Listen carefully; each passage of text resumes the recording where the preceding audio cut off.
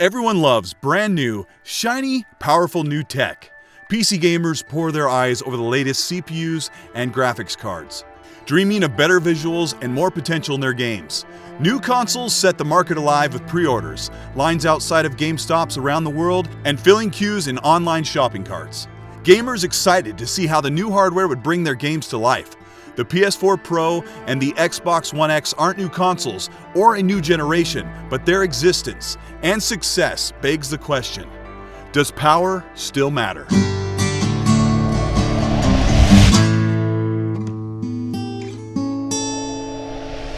The PS4 and Xbox One generation started in 2013 with the promise of new experiences and new games, pushing the previous generation out of 720p up to real HD at 1080p.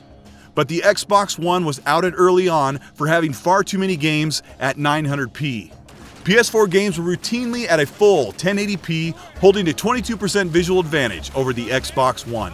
Power became the main motivator for declaring the PS4 the preferred console to play. The best multi-platform games were better visually and performance-wise on Sony's PS4. Both Xbox One and PS4 had a handful of big games each year, and the PS4 left a sales gap in front of the Xbox One early on.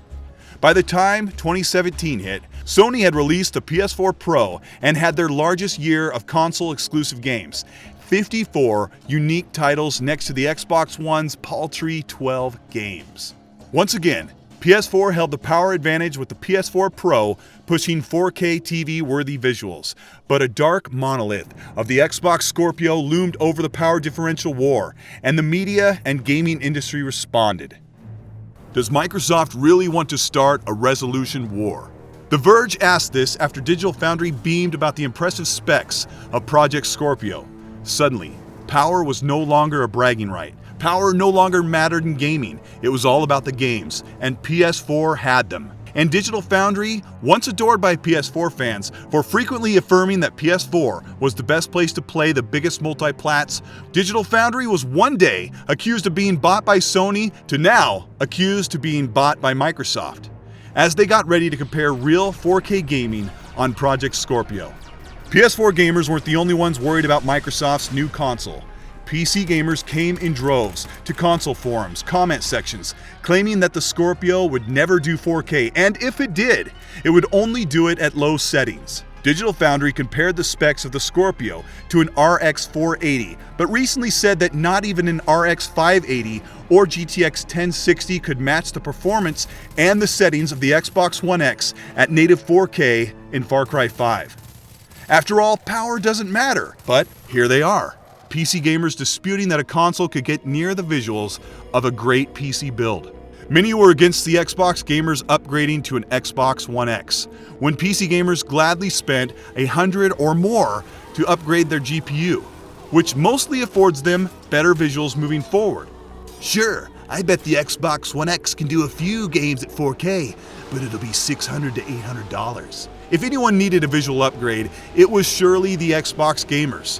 Playing at 900p next to PS4 Pro's 1800p checkerboarded presentation, over 3 times the resolution. Xbox One X launched and delivered on that promise of power, and console gaming's biggest and brightest multi-platform games were on the enhanced list. PS4 Pro had an enhanced list, although obscured in ambiguity for the first year. Very few PS4 exclusives delivered a 4K TV's purchase expectations of real 4K. Developers implemented an impressive solution in checkerboard rendering that was becoming harder and harder to distinguish. But with the Xbox One X out, suddenly, if it isn't native 4K, the X shouldn't exist. Power matters. Xbox One gamers routinely declared that power didn't matter when PS4 was holding that 22% advantage. But with so many native 4K games on the Xbox One X, the disparity had changed to over 55% in resolution. 55% may seem forgivable since the Pro released a year earlier at $100 cheaper, but the Xbox One X often boasts massive visual improvements over the Pro, with 16 times anisotropic filtering and higher bandwidth to push true 4K textures and assets, making 4K look the best it can on a console. Double the visual increase for only a quarter of the cost increase. but the PS4 Pro is well designed and quite the workhorse for a cursory foray into 4K gaming at $400. The Pro has been out around 18 months and the Xbox One X just 6 months. In a third of the time, the Xbox One X has caught up to the Pro in supported titles. Now, Sony says there are over 225 Pro-enhanced games, 125 if you omit the PSVR supported games. There is no definitive list. Microsoft keeps a list updated, but I found a total of 171 Pro-enhanced games. The following games include only released and confirmed native 4K titles. Dynamic scaling to favor performance is allowed, and that's a feature I prefer. There are many user-created lists and forums that I know many will link, but I'm only interested in confirmed and tested titles. With 4.2 teraflops, over double of the base PS4 shows that the PS4 Pro can indeed hit native 4K with indies, some sports titles, and last-generation games. There are a total of 29 native 4K games on the PS4 Pro.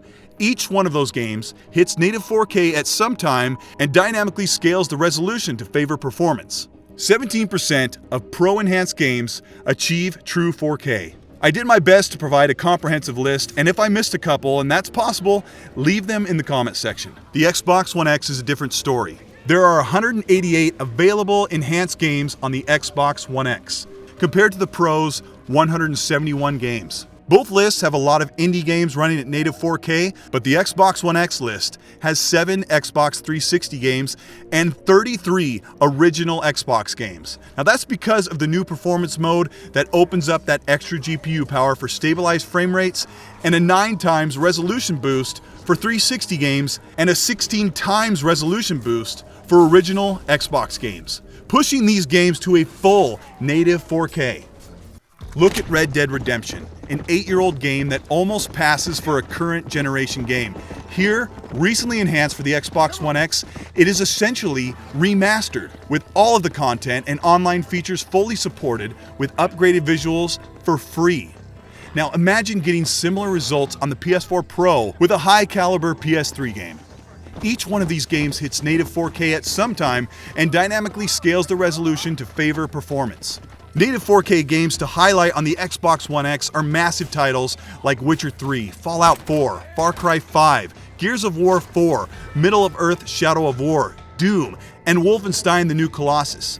Xbox One X currently has a total of 99 games hitting native 4K, tested and confirmed. Out of the 188 available supported games on the enhanced list, Xbox One X has a native 4K success rate of 53%. Not every game on the Pro and the X are meant to run at the highest resolution. Some favor performance upgrades, visual improvements, and better lighting and effects, but only the Xbox One X allows 16 times texture filtering and boost mode on all games automatically without an enhancement. Here's all the original and Xbox 360 games removed to keep people from getting upset because last-gen games don't count. 60 is still better than 29, especially by the quality of these games shown. Once the PS4 Pro was bested nearly double in power by the Xbox One X, its sales told the same story as the X continued to outsell the Pro, according to analysts. Power mattered, but the narrative shifted to PS4's growing library of exclusives and Sony's roadmap of AAA, eye-popping games to come like God of War, Detroit Become Human, Days Gone, Death Stranding. Xbox didn't have anything close to that in the pipeline, and the industry held Microsoft accountable for sitting back on first-party deals. Still, each month, nothing riled up gamers more than to see the year's biggest games continually beating the PS4 Pro with up to double the pixel count. Again, what was once a 22% pixel gap was now a 55% difference. Xbox One X gamers were getting the superior version of every multiplat, closer to the full resolution of their new UHD TVs, while PS4 Pro owners were playing at around half the resolution. If you've got more games though, who cares about power? Well, in 2017 in the spring, when Project Scorpio was being unveiled, rumors of a more powerful PS5 began to swell. Analysts predicted the PS5 as early as 2018. I predicted 2019 and now 2020. But the surge of interested PlayStation gamers hungry for a true upgrade to the PS4 was undeniable. Leaks of a Ryzen-powered 12 to 14 teraflop PS5 over double the power of the Xbox One X swarmed discussions online. PlayStation gamers had all the games they could play, but they were salivating for the power advantage. No one wants to buy a new console if it doesn't offer more power and more potential. A console release is always based on the power on tap. This is why consoles release with a visually stunning racer to showcase the power of the new hardware. If power didn't matter, then why would Sony and Microsoft spend millions of dollars developing the PS4 Pro and the Xbox One X? Both companies know that the highest grossing software sales come from multi-platform games. And with two massively successful platforms, PlayStation and Xbox must edge out an advantage by offering more power, which leads to more potential for developers to create bigger, more vibrant worlds and a better gameplay experience. We've seen the more powerful Xbox One X speed up third-party support on the Xbox platform and make the Xbox the best place to showcase their creations. Since the Xbox One X released, the Xbox platform has picked up a little bit of momentum, with interest generated from Game Pass bringing attention to the Xbox One. The industry and hardcore gamers are certainly curious of the Xbox One X and the power it has proven many times over as games release. And a small boost in sales, even edging Nintendo Switch in the US a couple times, has shown the impact the world's most powerful console has on the industry. A few more Xbox consoles sold has motivated developers and publishers to bring their games previously only on PS4 and PC over to the Xbox. Ask yourself this question. If the PS5 came out and it was on par with the Xbox One X in 2020, would you be disappointed? What if the next Xbox came out and it was noticeably more powerful than the PS5? As a PlayStation gamer, would you be disappointed? We need the next consoles to be more powerful, eliminate that bottleneck that holds the majority of games at 30 FPS, and allow games to evolve. Games are already great. We've been enjoying them month after month, even on base hardware, but power matters, and it's essential to allow our games to grow and become memorable, bigger, and better. Power matters. The experience is always more important than that power behind it. Power may not be number one, but it is an important factor when we look at buying shiny new hardware to play all of our favorite games. This is Colteastwood. Thank you so much for watching. This video is a rerun of sorts. Several months ago I covered this topic, the native 4K games, but it was mostly filled with predictions. But that list included games that haven't released yet or enhancements that are still in development. But I was also impressed with the PS4 Pro with almost 30 native 4K games.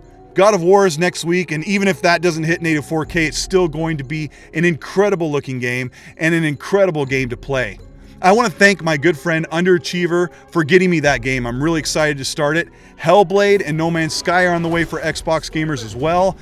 We'll be pretty much busy with games for the rest of the year. Gamers have been on edge lately, and I know Xbox is in a tight spot, and we're hoping that State of Decay 2 goes over well, and I think it will, and Spiderman has everyone excited. But remember, enjoy your hobby. Don't let anyone ruin your fun. Good luck with your backlog of games. Please, be nice.